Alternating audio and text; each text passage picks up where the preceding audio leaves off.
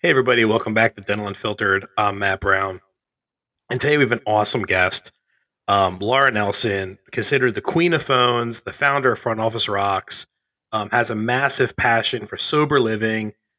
Laura is, if you mention her in any training or coaching circles, she's probably one of the top coaches in the entire industry, speaks on the biggest stages. And I would say having her here on Dental Unfiltered is probably top three guests I've had so far in the 2 years and 130 episodes, as far as awesome brains in dentistry. Her, Kelly Schwartz, Mark Costas is a few, but her brain is probably one of the most important when it comes to office ops, front ops. So Laura, just to start off, no one starts off this famous in dentistry. Like you rise. Like people you can pay for all the peaking speaking spots you want at these events, but you have to get valued and rise. And you are universally respected from almost all coaches and companies in the industry. So just tell us a little bit about like you and how you kind of got here. Wow, I need to have you follow me around. You'll be my hype man everywhere we go. Right? That's the best intro ever. I love it. Yeah, so I got into dentistry because I was married to a dentist. Oh, I didn't know that. Yeah, 22 years. I'm a recovering dental spouse, is what I like to say. Still married to dentistry, though. He's still my dentist. But I got into dentistry because I had a practice to run with my husband who got out of dental school and they didn't teach him anything about running the front. But my master's degree is in organizational development. I'm all about training. I love to educate and train and speak. Didn't know I was going to get here then. But one of the things that I did to kind of build to where I am now is I found a niche that was missing in our industry. And that was we were not training our employees well enough. We were focused on the dentist, the hygienist, the clinical team, but the front office team didn't get the love.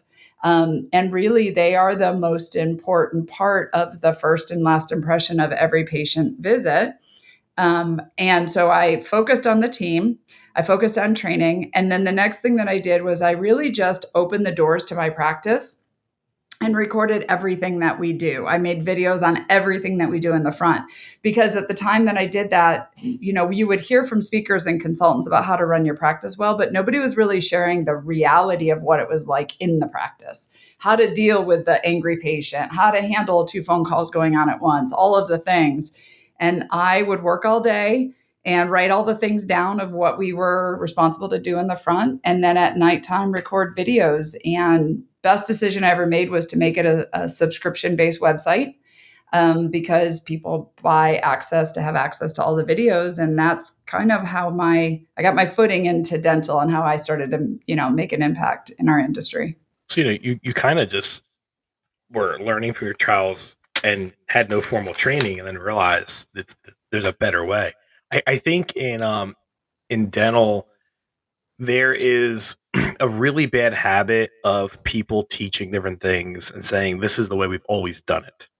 And standardized dental thinking, I think, is really honestly kind of stupid. I hear things said over and over again on stage from 10 different people.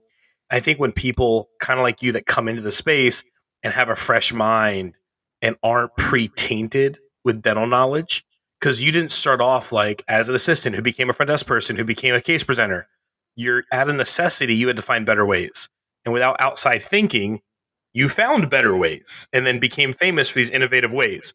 It was really born organically as opposed to like being trained at all these events, which I think is where all the innovation comes from. So when you were doing this, when was the moment? Like there had to have been a catalyst moment where you were like, oh, this is something significant. Like there was a moment when you realized, like I know the moment with me where I kind of realized, oh, wait a minute, this is special compared to everyone else. When did Laura Nelson, the Queen of Phones, realize she was becoming the Queen of Phones? I guess that's an interesting question. I guess that has to be any and every time I go to ADOM. ADOM is the American Association of Dental Office Management, and it's an annual conference. It's the where I got my start. I went there as a brand new office manager without knowing what to do and learned there and started seeing people on the stage. And I said, I want to be one of them one day, and started, working to try to figure out how I was going to get on stage one day. And every time I go back to ADOM and or any live conferences, when somebody comes up to me who says they've taken all my videos, they've watched all the stuff, I've taught them dental, they wouldn't love this career if it wasn't for my training. Really, I mean, I can't hear that enough. I can't hear that enough because we, like you said, we just kind of throw people into their positions and we say, just do it this way because it's the way we've always done it.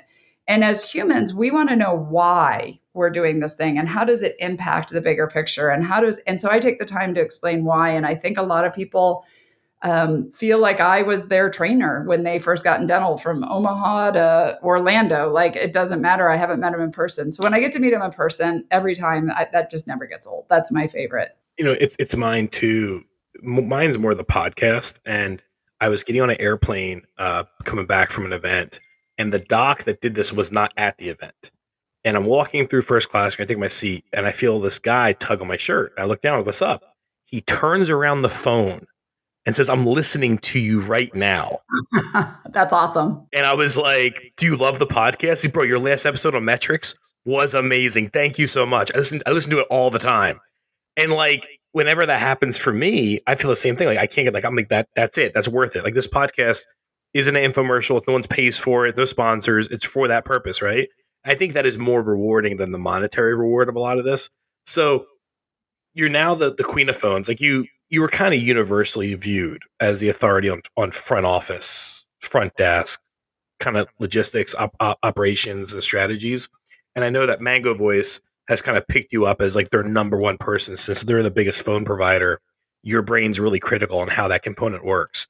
So what would you say if we started going down the path of like common failures with front desks? Like, I'm a doc, I never listen to my phone calls. I should be, but I don't have time. And I'm listening to this podcast right now. If you could tell them, like, check these 4 things to know if you're doing a good job or not, or like, doc, you don't have time to look at this, but these are the couple places you should look that you can use as a barometer for how good of a job your front desk is really doing. What would you tell a doc? Like, hey, I don't know what's going on. How could I know? Tell me what that is from you.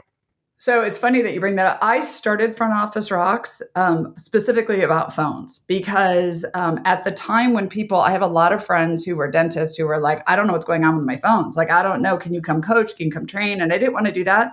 But at the time, the only company out there taught scripts. And I don't like scripts. I think that and the robotic. Yeah. And we're more focused on the script than the person on the phone. So that's why I started Front Office Rocks. So it's kind of ironic that I work for the phone company in dental now. So the first thing I would say is, as a dentist, you should be monitoring your phones. You should know what's going on with your phones. I think that the phone is the most important piece of technology in the dental office, because if you have laser or CAD CAM, doesn't matter. We're not doing a lot of CAD CAM if we're not good on the phones. So first, you need to know what's going on with the phones. And I remember back in the day, we had landlines. It was very hard to know what was going on with phones. Now with VoIP, companies like Mango Voice, you can know what's happening with the phones, right? When are your most call volumes coming in? How many calls are you missing? Just know the data, because you can't fix things that you're not aware of. And so if you don't know what's going on your phones, that's the first. The second thing I would say is, don't take a new employee and put them on the phones without the right training. We pay thousands of dollars to make that phone ring for whatever reason, new patients, trying to get people to schedule their treatment, whatever. And we take brand new employees who've never fully been trained, and we put them on the phones to see how and they let do. them fumble. Don't do that. Yeah, exactly. Yeah. Right. Yeah. Even if they've worked at another dental office, a lot of times another reason I started Front Office Rocks is because a lot of times people felt like they had to hire somebody from another dental office. And I said, you can train them, because even if they worked at another dental office and they understand dental and they know all the words, that doesn't mean they know how to do it the way you want it done in your office. We have to make sure that the employees are trained to answer the questions and handle the situations that come up on the phones the way you want them done in your practice. So training is key for sure. And then the next thing I would say is really having your team be bought into the fact that these phone calls matter. We get really, really busy at the front desk. We have a million different things going on. We're taking patients in and out the phone. And phones are just many times can feel like a nuisance. But for me, that is the most important thing. When I answer that phone is the priority. That being said, it's really hard to answer the phone and do 16 things at the front desk. And so that's one of the reasons I came on with Mango, to start looking at other ways that we can help with that, because things like Margot, who's our AI agent, can now help with some of those calls so that your team is freed up to focus on the things they need to focus on. So really giving some attention to those phones and the people answering your phone is the key thing to making a difference in your practice. Yeah, it's interesting because I think there's also, which I think you touched on this, there's a misnomer in dental that experience equals good. Right. And I all too often have docs contact me and say, I got this awesome case presenter. She's been doing it 20 years.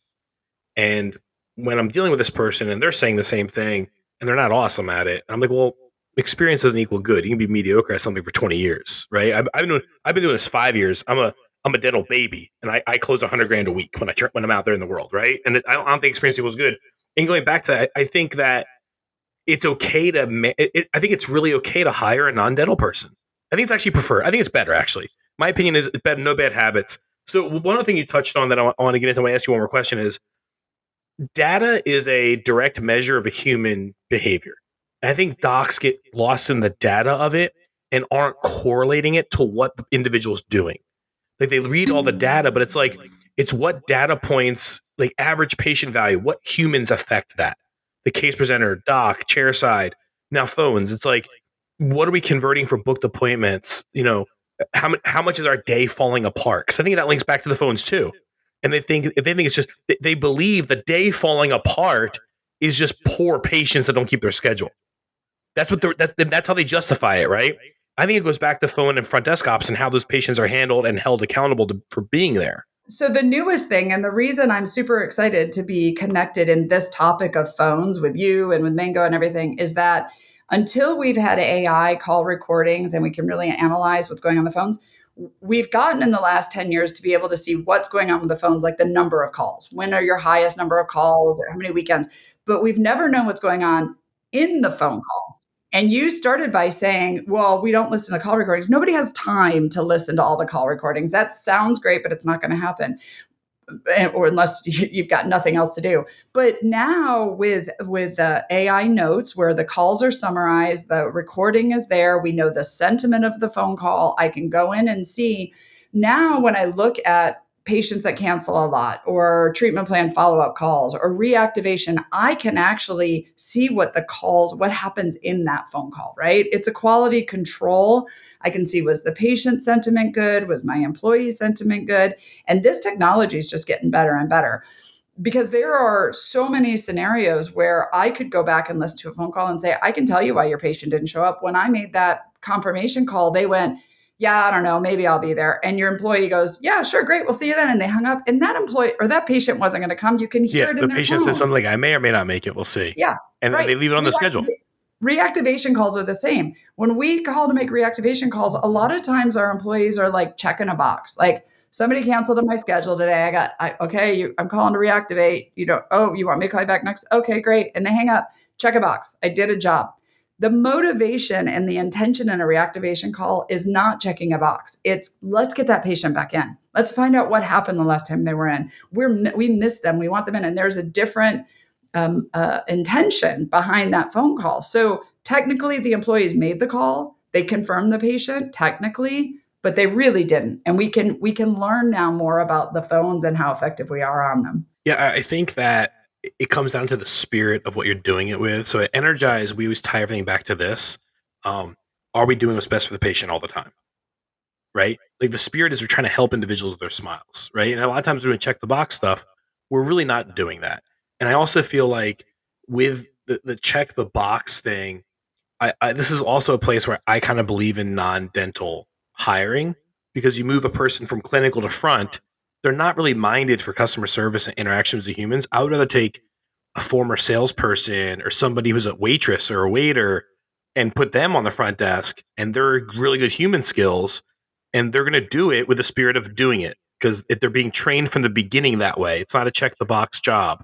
And I think that's really awesome. I think too, you know, before, like you said, the metrics we had was phones answered, new original phone calls, repeat phone calls. That was, I mean, as far as I know, the bulk of the metrics, right? And there was this dark cloud that we couldn't clear as to what happened in the phone calls. And now with all these different tools in the marketplace, I think this is part of running a modern practice. And if you really think about it, it kind of helps with like standard of care and stuff because you know more about the patient, you're bringing them through the right way, you're getting them the treatment. But now that cloud can be cleared, that fog can be, and you don't have to listen to the phone call to do it. You can see the sentiment reporting. You can see the you can see the you can see the transcripts. And I think docs have kind of always like kind of walked away from it because of the cloud and said they can't do anything about it. And now they can. You bring that up because that's the thing is doctors for the longest time would reach out to me and say, I passed my front office employee on the phone and I heard the way they handled the call.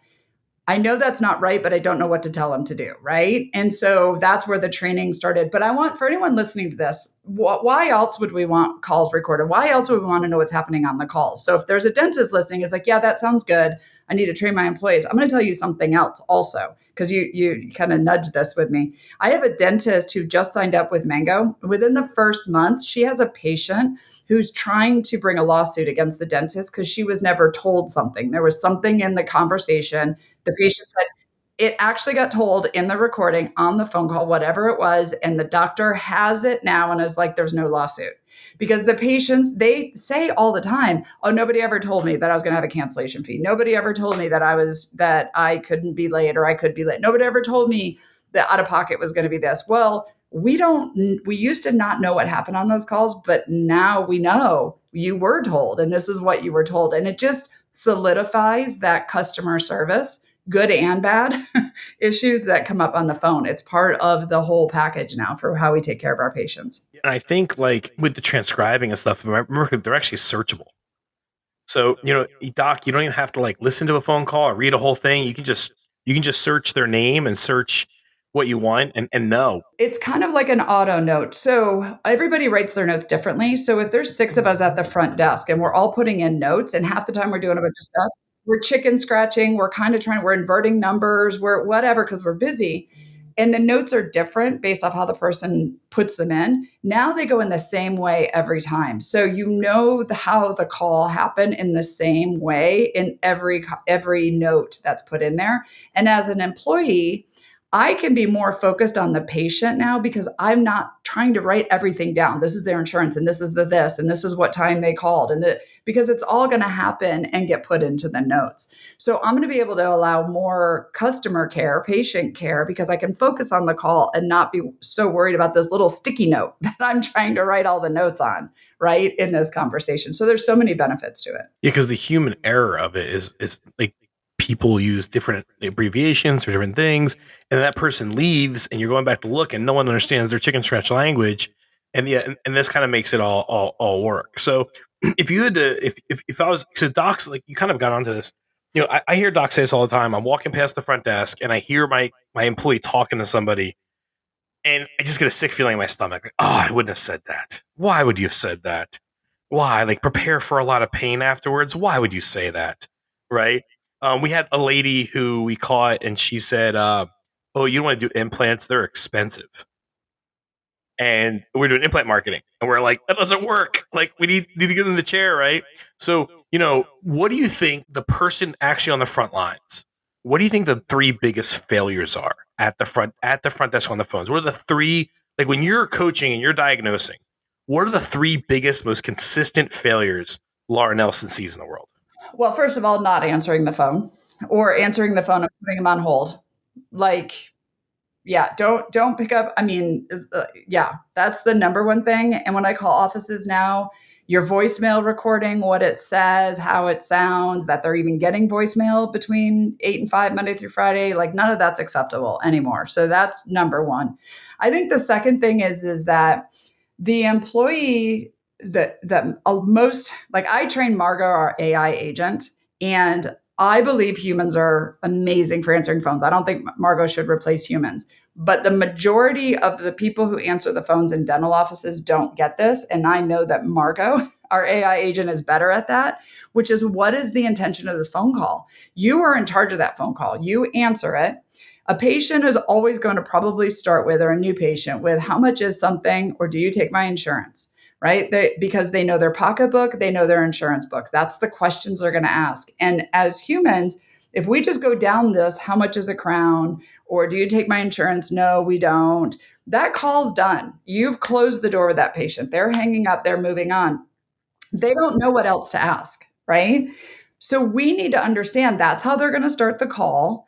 And our job now is to take control of that call, to handle the call, get in control, build rapport with them, find out why they're calling, get their intention.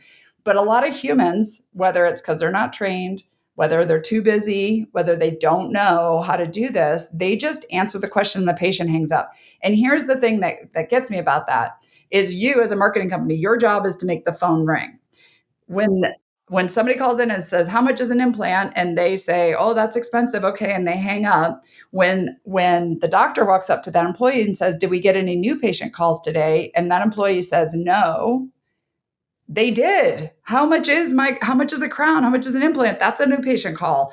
Do you take my insurance? That's a new patient call. Are you accepting? All of these are new patient calls, whether they scheduled or not. And our humans aren't seeing that. So really understanding that your job when you answer the phone is to take control of the call. And then the last, I think, is to understand that ultimately the intention is to get the patient's butt in the chair. That's what I like to say, because I say their butt brings their teeth, right? We can't help our patients keep their teeth for life. We can't help them eat steak until their elder years if their butt doesn't show up in the chair, because my clinical team can't take care of them. So I need to be very good on the phones and all the other things we do to get the patient to arrive. And there are going to be patients who are like, oh, you guys called me 3 times. You texted me. Oh, right. Cool. Great. Did you show up? I'm glad you're here. Welcome. Have a seat. That's my job, because people don't love the dentist and they never will. It's not like anybody's going to be excited to get drills and needles in their mouth and pay thousands of dollars. So we have to be better knowing that we are their healthcare provider to help them keep their teeth for life. Yeah, this is the deal. Everyone has some level of dental anxiety. No one wakes up in the morning and says, man, I can't wait to hear a drill next to my ear. Uh-huh. So if it's not dental anxiety, it's money anxiety. Right? It's when exactly. The whole industry does is expensive, but it really should be. So, you talked a little bit about Margo versus human, and how do you, if someone, because I know Margo will pick up call overflow, I believe. If somebody doesn't have it, they're not on Mango Voice. We've always been a big advocate for phone services outside of hours. How do you feel about phone services outside of hours? So when I first started in this industry, the only thing that was available was answering services, and I couldn't stand those, right? Doctor's not available, we take a message, back in the pager days. Yeah. Outsourcing, I'm a huge fan of. If you work with a company, basically my thing is you've got to work with companies who understand dental offices, that understand operations. So if you're going to outsource, if you're going to work with somebody answering phones, they need to know dental offices, how we operate, what we need, what's the importance of this call. If you work with an AI agent, they need to be trained for dental offices. Don't just go get an off-the-shelf AI agent to answer the phones, because they don't understand the operations of a dental office. So you really need to make sure that you're connected with, a company that knows dental, and have, remote employees answering the phones, have AI answer, have a combination of the two. Doesn't matter, but they need to understand dental. Otherwise, they can cause bigger issues for the patient and for your practice if they don't understand how we operate. It's one thing to have AI to augment the human front desk, right? Or let's say you have a front desk that's like a 4 out of 10. And let's say Margo's a 6 out of 10. Well, Margo's doing a better job than the front desk, right? And, in that scenario, Margo's better. Now, if we can create a front desk as an 8 out of 10 and Margo's the stop loss at a 6 out of 10, or the answering services, that's great. But going back to the dental trained one, at our company, we booked last month 30,000 dental appointments via AI for new patients. And when I say we have like a staff member that all he does is train and keeps our AI trained as the conversation model changes. I think there's 2 things going on right now in dental. One is AI is being slapped on everything, whether it's AI or not. So first of all, Doc, I think in my opinion, the number one indicator, the first thing to know if it's AI or not really is it in the cloud? Because all AI lives in the cloud, right? But then again, like how much time are they taking to train this thing? I know it's taken us 2 years to train ours.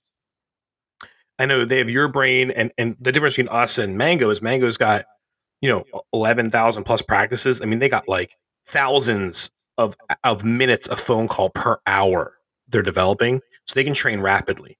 If you go to a newer company that's just coming on the market, they can't train as rapidly.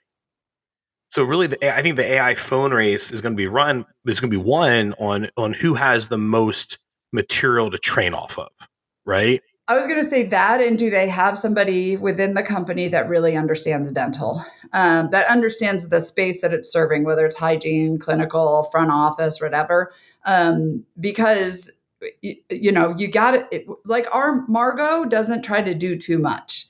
Margot is a really great receptionist, and she gets the good information, everything from the patient. She makes the patient feel happy that they talk, they feel heard. She makes sure that they know they're going to get a call back. And we're seeing results of offices before Margot where only 25% would leave a voicemail. And now they're 50, 60, 70% are actually talking to AI, and they don't even realize they're talking to AI. That's the most important thing. There are companies out there right now who are advertising phones, and they do insurance, and they schedule your patient, and they do the AR, and that. Don't hand your practice over to AI. It's not ready. Like you said, we need to really train it on the different aspects of the practice and get good at that one thing. So pick the thing where you're dropping the ball, which for me, it's the phone calls. We're missing the phone calls, and then use AI for something like that. I think there's this whole thing right now, and I want to get into your course and good training here in a second. I think there's also this thing right now where I think the industry is still split on AI versus human. I think the problem I have with that argument is I don't think it's AI or human. I think it's how does AI and human coexist and make your front desk better. I think a lot of docs are looking at us with docs and office managers are looking at us with very flawed thinking. And I think the first flawed thinking is, oh, our patients are older, they're not going to like this. I don't agree with that. Second is, well, I don't want to replace my front desk person. You're not replacing them. You're augmenting her. You're making sure phone calls don't go unanswered. You're making sure that patients get attention. It's an enhancement to the front desk, not a replacement for the front desk. And I think everyone's looking at it as, well, do I have a real receptionist or do I have an AI one? Well, I think if you went all AI, you'd have similar problems to just a human front desk, right? I think both directions are bad. I think it's combination, right? Would you agree with that? Yes, and I also say that, like you started with this, saying that we've always done it this way. This is how dentals are. We've always done it this way. So this is new. We are at a place in our industry where technology, just not just our industry, all industries, it's new. But going forward, here's one of the concerns that I have is that the humans are going to be worried they're getting replaced, which they're not. The AI is there to help us with the busy work, so we have more time for customer facing systems to be, or customer facing time and running our systems. But here's the biggest prediction that I have for our industry is, as a whole, our industry is addicted to never having enough time, always running behind. I always have a million patients I have to call. We have a lot of instruments to sterilize. We have to turn over the room. The schedule runs us. So when we actually integrate AI the right way, when it's fully working in our practice, what it's going to do is give us more time. But the issue is your employees are not going to understand what that value means to them. And that means they need to do more customer facing, patient facing activities, really have time to talk to the patient about their treatment plan, hold their hand when they're scared, walk them to the back and spend some time with them, run your systems, have your morning huddle, have your handoffs, and go to lunch on time and go to your kid's soccer game. We're always so busy, but we're going to have to change this culture of busy to efficient. And that's a little bit scary, because if I don't have a million calls to make because AI is doing the calls for me, what do I do as a human, right?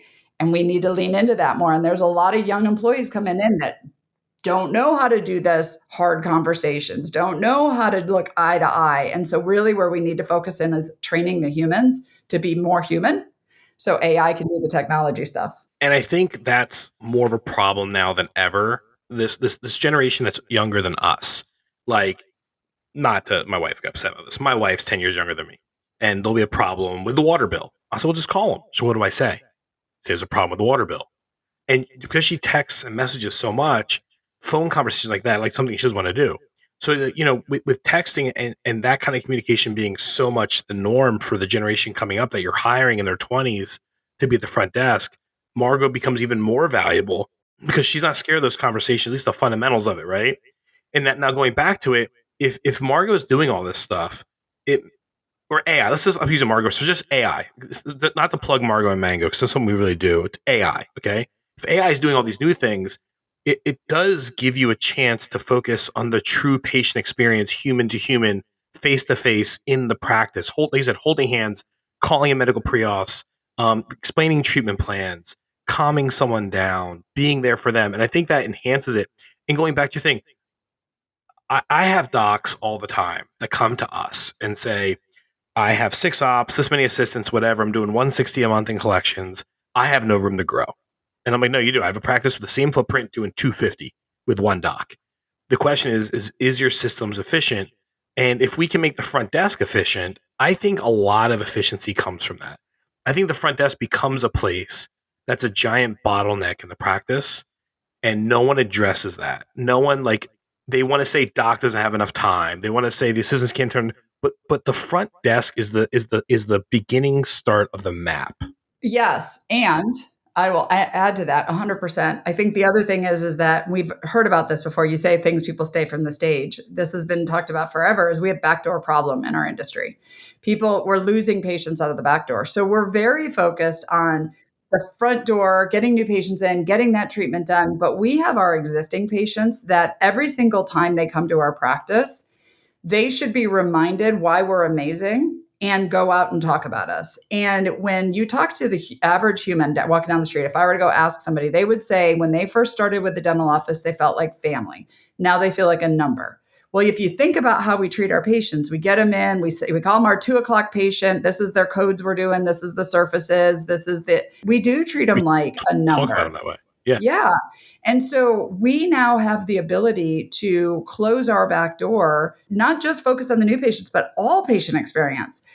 Imagine if you actually have 5 minutes to sit at the front desk and go, Matt, how's the kids? How's the family? How was that vacation? We've been taught, like, we got 20 things to do. What if AI is going to be able to do that for us? And I can actually have a conversation with Matt. Matt's going to put a review out afterwards and be like, I love this practice. Laura always remembers to ask me about, right? That's the human side of things. But our humans have to be good at what they're doing. And we have to realize that the busy work can be, not all of it yet, not all of it, but over time, we can start to give more and more to AI, which is going to give us more time for our patients and closing the back door. I think AI on 2 levels, so closing the back door and really putting human first. So when we train at work where I'm at, I do case presentation training and I do consult reviews.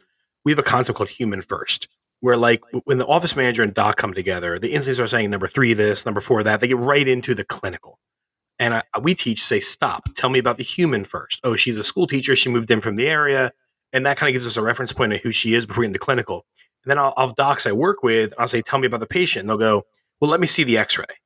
I'll be, not allowed. Tell me about the patient. Not their x-ray, dude. Wrong.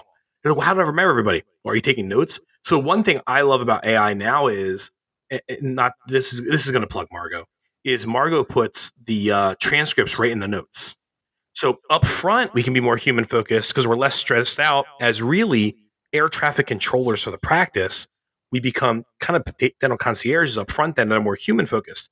Now in the back for doc, he can open up the computer, see the transcription on the fly, and see that, oh yeah, we just came back from our 50th wedding anniversary and my veneers looked awesome in the photos. And now he's reminded of the human train first, and he can turn and say, how was your vacation to Europe? How'd the photos turn out with the veneers? And that transcription and that sharing of information universally in text form that everyone can see, even the front desk person, when they pull up the chart, can look and know, like, I know about this person. Like, you can have a conversation with them as if you actually remember everything, and the patient will feel like what's most important to them is most important to you. And that goes back to enhancing all of this. Well, so you were saying that it's probably, I don't even know the percentage right now, 50-50 people who like AI, people who don't, all the things. It's split. It's split somehow. It's Yeah. split, right? Yeah. And this isn't necessarily a plug for Margot, though that's a great solution. But there are other AI technologies out there that are ready, like Pearl, for example, Yeah. right? Pearl's Like amazing. Pearl, right? And there's, Love I Pearl. think I haven't looked at yet, but it's got to be something for hygiene probing and for So perio. yeah, for Perio, I'm a special advisor to the board at Archie, and we have Okay, some Perio stuff okay. on the roadmap right now for AI. Yeah. So here's my reason for bringing that up, and then there's scribe things, and then there's insurance verification Mhm. AI, right, for insurance. Here's my thing: is that one day the Margot AI is going to talk to the insurance AI that's going to call the insurance company, verify It's the going to be a insurance, and then team. talk to the scheduling AI and the Perio AI in Archie, which is going to talk to the scribe AI that's going to tell the doctor, here's everything you need to know about the patient, and scribe the notes. Like this is the future. If you feel like right now you're like, I'm not putting AI in my practice, or I'm afraid, if you don't want it on the phones, great. If you want it, but wherever you're dropping the ball, wherever you can enhance something in your practice, wherever there's a problem right now, if there's an AI solution that's potentially ready, you're not behind by not implementing AI yet, but jump in a little bit to start playing with one of these new tools within one of the softwares you're using, or go get the tool, because this is early adoption of a new technology. And by getting your team and yourself to wrap your brain around, okay, we're using new technology, which by the way, I would recommend with patients saying that versus AI. We're using new technology, because AI's been around. It's just this buzzword. If we're worried about what the patients are going to say, it's new technology to help us, read X-rays as a second opinion. It's new technology to help us handle the phones on the weekends when we're not here. What you're doing is you're starting the process. So when all of these companies start working together, when things start connecting, when AI can talk to AI and help process them through the practice, well, you're already in the mix of adapting technology, right? Don't go do everything at once. Don't, just like you wouldn't hire a whole new team at one time. Pick one employee, well, pick one thing that's going to enhance your practice and help stop dropping balls in that area. And then it'll start to all evolve as technology unveils and unrolls with each area of the practice. I think Archie's already working with Pearl together that way. I think. Yeah, maybe. I think, and that's another thing about working with dental companies. There's a lot of companies who are coming into our industry going, we have this, we can do this, we can do that. And first of all, they don't have dental people on their Oh, they don't team. understand it. Right. The Yeah. second thing is all of these companies we're talking about are already in our industry, and they're already working on this in the background. Like one day there's going to be, hey, there's an integration with, Mango in this company, or Archie and Pearl, or whatever. That's being worked on while you and your team are like, okay, how do we use this now in our practice, right? You baby step into it while the companies figure out the bigger picture for the practices. I want to talk about this, and then I'm going to ask you about your training. We're going to wrap this up. There's this thing in our industry of like, part of it I think is actually the dentist's fault. The leader of the practice kind of sucks. So I'm going to throw that out there. But there's this whole thing in dental right now of like, I can't keep staff members. And where do I find staff members at? I think the same doc that's saying that is also saying, well, I don't know if I want the AI, right? And on one side, it's like, doc, if you can't keep staff, you can't keep staff. You is the key word, right? And then on the other side, that same doc probably isn't open minded to this kind of progression, right? It's the same. And I think AI, where it does help the staffing problem, is maybe it takes staff that'd be a 5 out of 10 and gives us the effectiveness as if they were a 7 out of 10.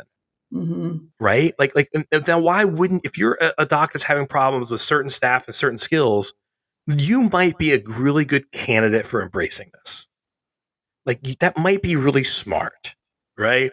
So moving on from there, you have some training coming out. We never really ask any of our clients about products ever. We just don't do it, just because we think it's not loyal to the listeners. It's not a product plug. But with you, it's a little bit different because I think this is one of the biggest failure points and pain points in the practice. I think it'd be disloyal to the listeners to not talk about your training a little bit. Laura has a new training course coming out in January. I already have practices lined up for it that need it. It's 12 weeks long, and I think it's really affordable and it's awesome compared to a lot of coaching out there. And Laura, why don't you explain to us about kind of the approach and what you guys are going to do? Yeah, so we at Mango think that we don't want to replace humans. We want them to be a 10 out of a 10 on the phones. But there hasn't been a really great coaching program like we are building for phones. And phones have been an issue since I got into this 20 years ago. So we are building the end all be all coaching program that you can take any new employee, any current employee is going to answer the phones, any, clinical team that's cross training to be in the front, and it's a 12-week training slash coaching program with all people all focused on the phones because we want to generate the best humans possible for answering the phones. And with that, also help them to embrace the concept that just because they're busy doesn't mean they're effective. So, how can we be better on the phones? How can we make sure that we're looking at things to help us make our phone calls more efficient? How to review our calls to see how we're doing on it, bring it and learn from it. Really, kind of a growth mindset, kind of an idea around telephones. There are great speakers out there on phone skills. A lot of our employees will go to a 1-day seminar and they're like, yeah, that sounds great. Or they'll have some real high level philosophy around the phone. This is like in the Yeah, trenches this is working on phone executable. skills. Yes, for sure. It comes out in January. Our beta group will start January 1st. So soon we'll have a landing page where people can put their information in there. I'm in the middle of building it right now. I'm working with, I can't say who yet, but another really well-known phone trainer in our industry, and she and I are combining our content together to develop this program. It'll be a coach-led program where your employees will be able to come on and talk through their calls and learn live with everybody else, and it's only focused on phones. That is what we are going to do in this 12-week program. So they're going to get access to like the Michael Jordan and Kobe Bryant of phones in one location at a good price with coaching. Yeah, there you go. And we're going to play with avatars a little bit. So we'll even have a little AI fun in there, right? A little. So I'm so excited about it. It's something that I wish, I mean, it takes 20 years to get where you are, but it's something I wish I would have built 20 years ago. So I'm excited to have this. Timing is kind of everything, and this might be the time. I mean, like you said earlier, we're gonna wrap it up right now. Is like our industry is going through a technology revolution that's so exciting. Like I'm excited I entered dental when I did because now it's like 3D printers and scanners and mills and now AI and it's just things on tablets and we're just. I think we've always been behind in tech in the medical industry. I think we're finally catching up or passing. I think it's a very exciting time to be in dental. So, hey guys, this is Laura Nelson. Laura, if they want to get a hold of you, what is the best way to contact you? You can reach out to Mango Voice, laura.nelson at mangovoice.com. Follow us on social. I am doing lots of videos on the YouTube channel. So if people want to come and listen and we talk about phones and AI, check us out there. We're everywhere. Mango's everywhere. Mango's YouTube channel. Mango's YouTube channel. Yep, Mango Voice. Mango Voice YouTube channel. Thank you so much for Laura for coming on. Me and Laura are doing an intensive webinar together the first quarter of 2026. That's in planning right now. That'll be announced in the Dental Unfiltered Virtual Study Club, which the link to that study club will be in the description of this recording. It's a WhatsApp chat. You can go in there and ask questions. It's pretty awesome. Guys, remember, we don't have any paid sponsors. Click like, subscribe, share, leave us a review. We do read the reviews. We love the reviews. Thank you guys so much for tuning in. Thank you, Laura, for being with us. And everyone, have a great day.